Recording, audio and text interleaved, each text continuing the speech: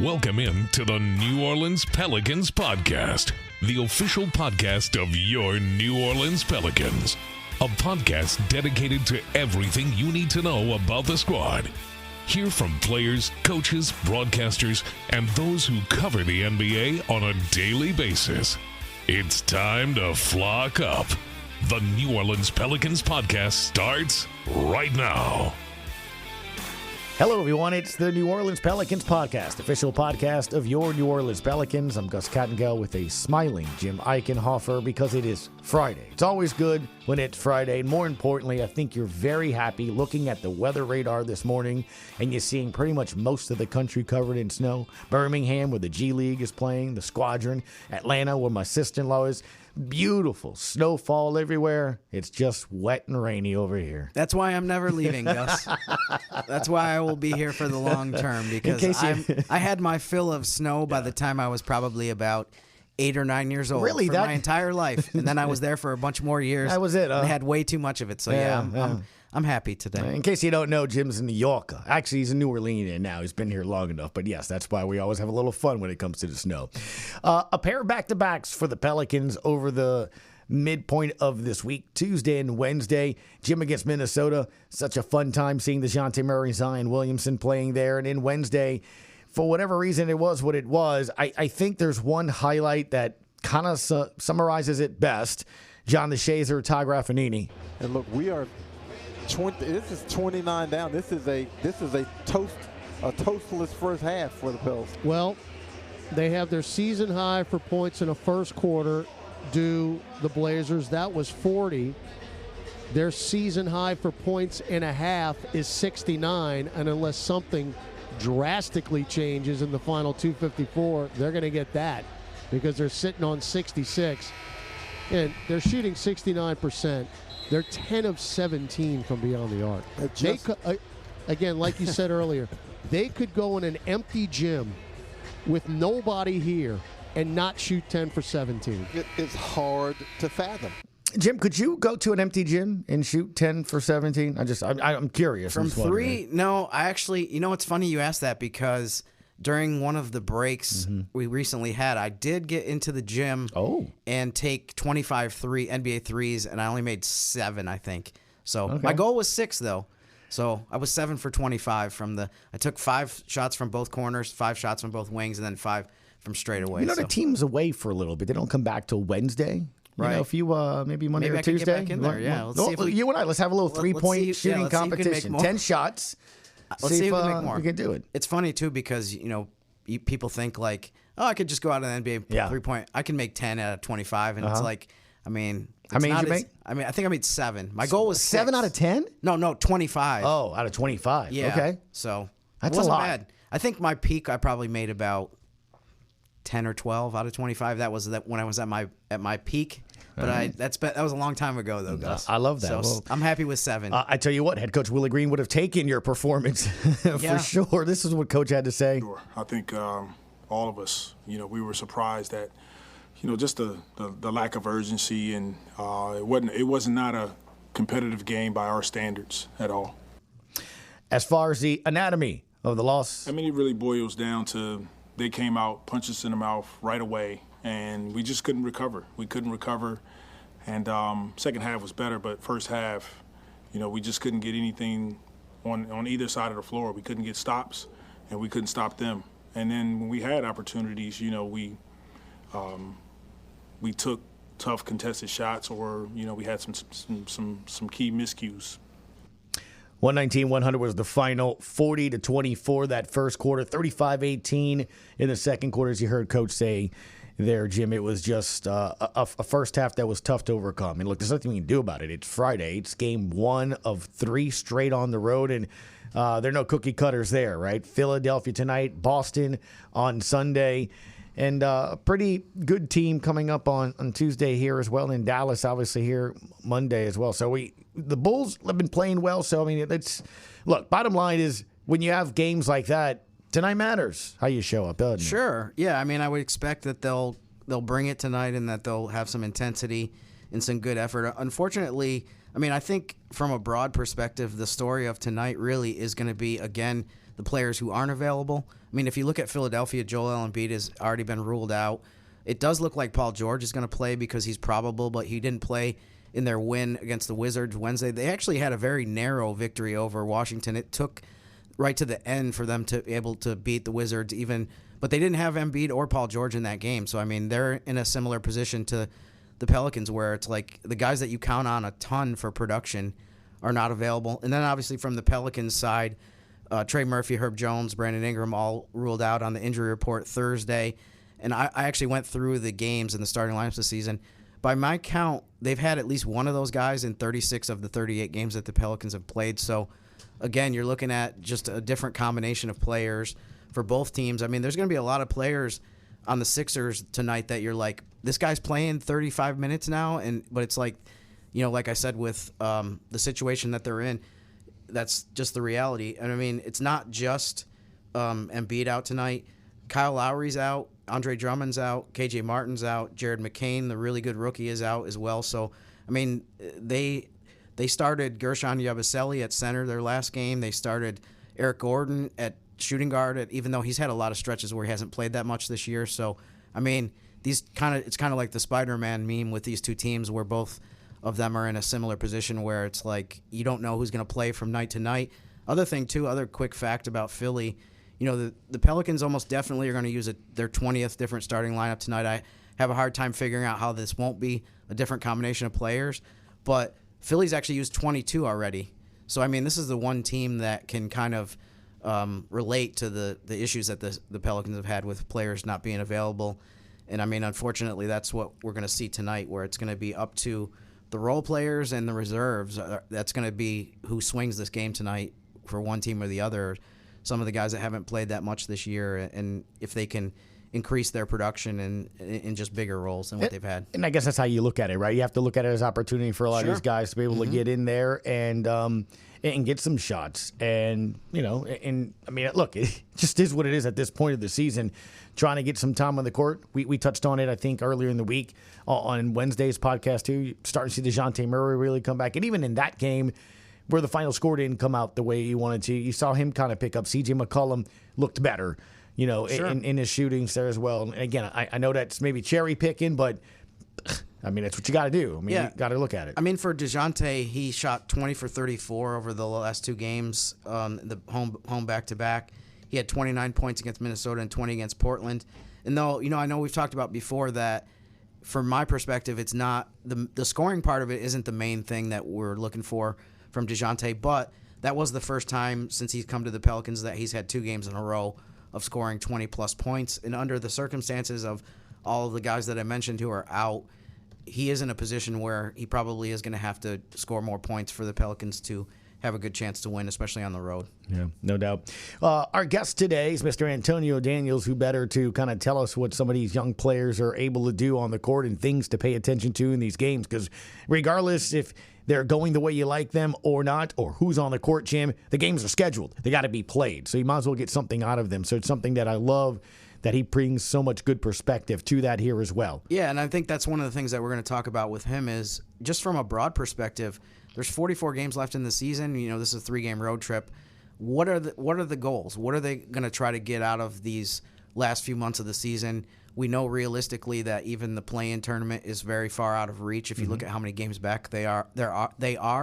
But I just would want to hear from Antonio as a former player, especially of, okay, so I don't think he was in this position very often, if at all, as a player. He was on so many good teams, but what do you accomplish? What are your objectives over the remainder of the regular season? Yeah, I'm interested too. Maybe he brings up some players. I mean, look, Brandon Boston's playing for a contract, maybe, right? But whether it's here or somewhere else, Eve BC to continue development on that. Just maybe some players that we'll touch on. Anyway, here's our conversation with Mr. Antonio Daniels, Pelicans television side of things.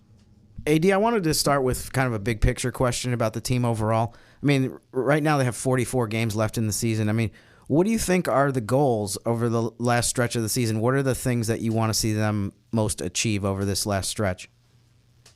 Compete. That's, I mean, for me personally, that's my biggest thing. You know, you think about, obviously you don't want to continue to talk about moral victories, but when you look at that Minnesota game, and how they competed and how it came down to the wire, like, okay, it is what it is. You know, sometimes you go out and you compete and you lose. And I say all the time, Jim, I mean, Gus, it's not losing. It's how you lose.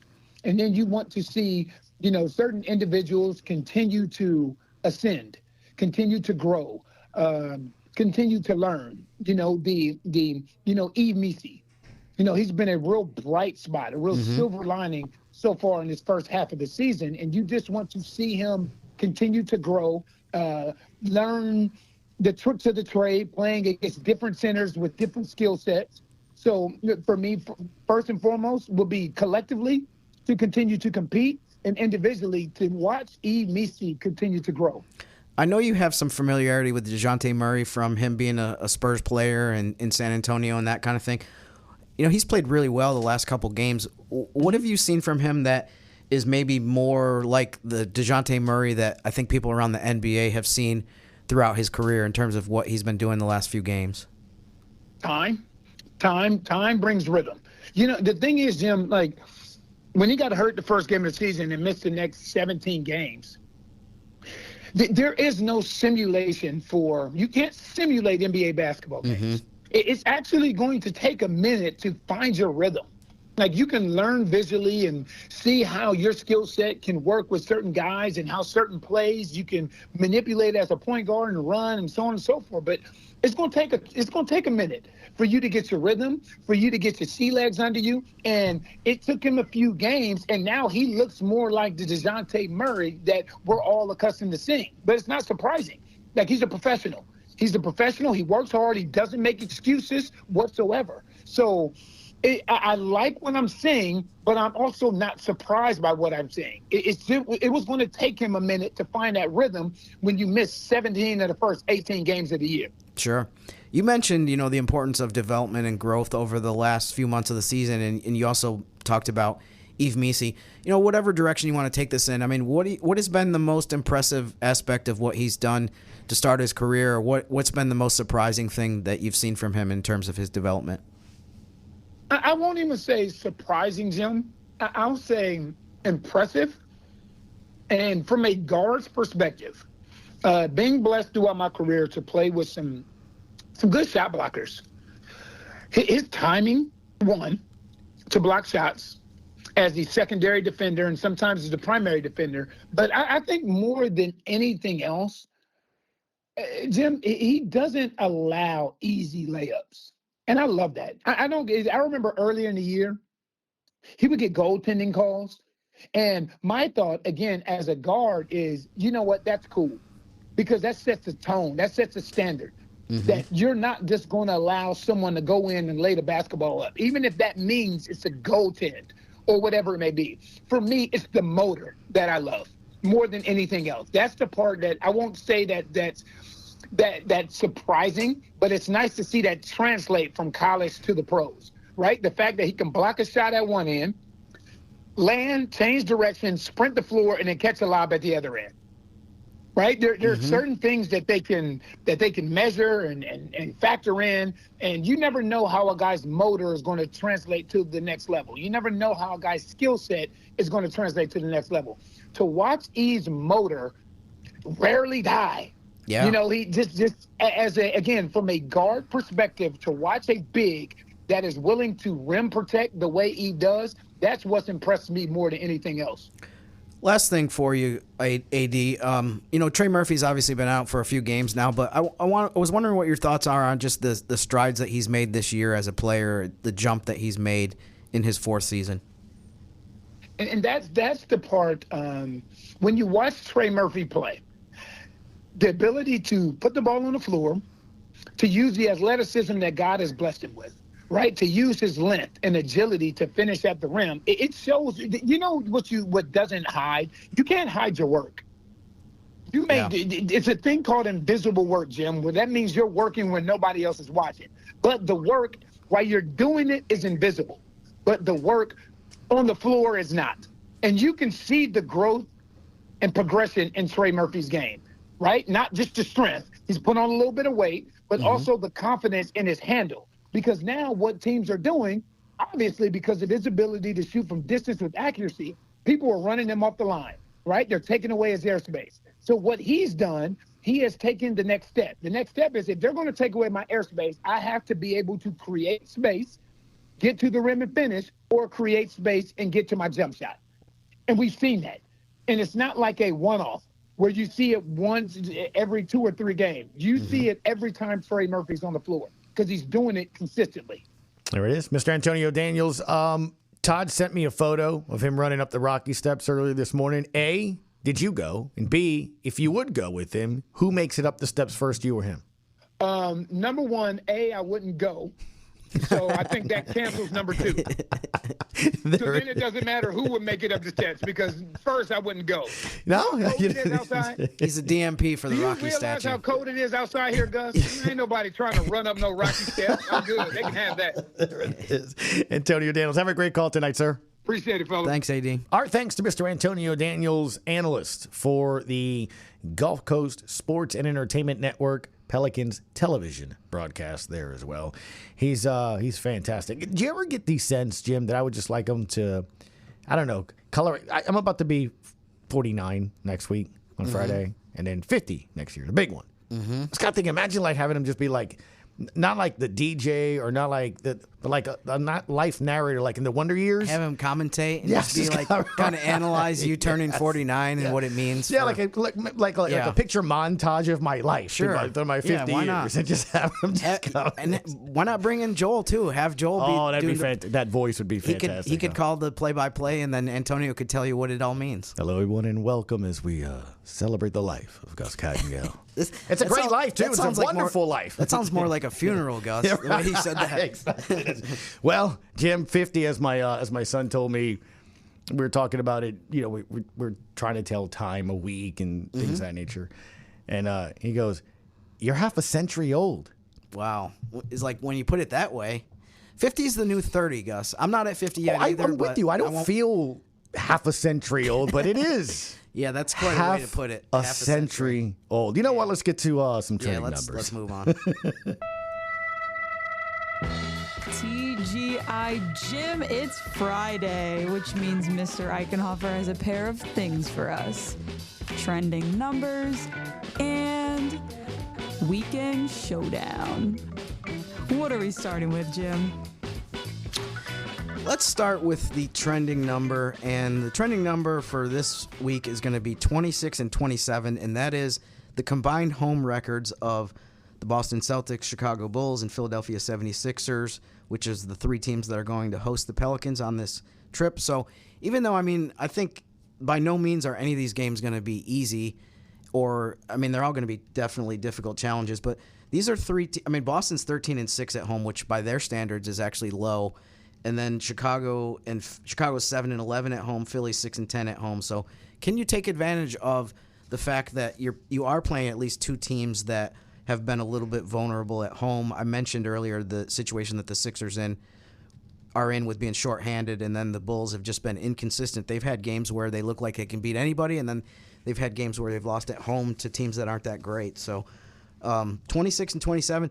And also, one other thing I wanted to point out too quickly is so Philadelphia and Chicago are 2 of the 6 East teams that have losing records at home, so you're not going to get this opportunity too often to play teams that haven't been taking care of business on their home floor. Other thing, excuse me, Pelicans are 1-7 on the road against the East. Last year they were 10-5, so you see the difference of last year they did such a great job. I remember they went into Miami and won big. They went into a bunch of places where end of the third quarter, we were living large. We were like, they got this game in hand. They're up 25, 30 points.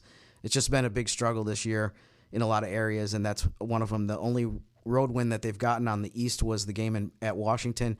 Hopefully they can at least double that total during this road trip, if not triple it. For the weekend showdown, I went with a Sunday 2 p.m. game. It's Denver at Dallas. Right now the Nuggets are 21-15, 4th place in the West. The Mavericks are 22-16, which is 5th place. So they're basically in a flat-footed tie. They're both 6 games over 500. So I think that's a pretty interesting and important game that's coming up on the weekend. And by the way, too, the Mavericks have won 2 games in a row without Luka Doncic and Kyrie Irving. One of those was against the Lakers, so I enjoyed that one. And then The Nuggets are coming off a 23-point win over the Clippers without Jokic. He is listed as questionable to play tonight with the illness against Brooklyn, so not sure if he's going to be back in action either tonight or by Sunday. But nonetheless, I mean, two teams that have done a nice job lately of winning games, even though they don't have their main guys. Yeah. We'll see what takes place, obviously, as we get closer to the midway point of this month. It's crazy as it kind of looks at already as we off and running. Got a couple of games, home games coming up here as well, back-to-backs this week, as you mentioned. And then we close out the month of January with a little road trip, Memphis, Charlotte, and Toronto before coming back in, wrapping up the month at home with 2 games, and then it's the Super Bowl week. And we'll be back on the road, so we'll see what takes place. There we go. All right. A lot of road games coming For sure. up. Our thanks to Mr. Antonio Daniels. Our thanks to you for tuning us in. It's Jim Eichenhofer from Gus Kattengell. Thank you for listening to the New Orleans Pelicans Podcast. Thanks for listening to the New Orleans Pelicans Podcast. Join us 3 times per week on Pelicans.com, the Pelicans mobile app, the iHeartRadio app, or where you get your podcasts. And be sure to give Jim and Gus a follow on X at Jim_Eichenhofer and GCat_17. We'll see you next time, right here on the New Orleans Pelicans Podcast.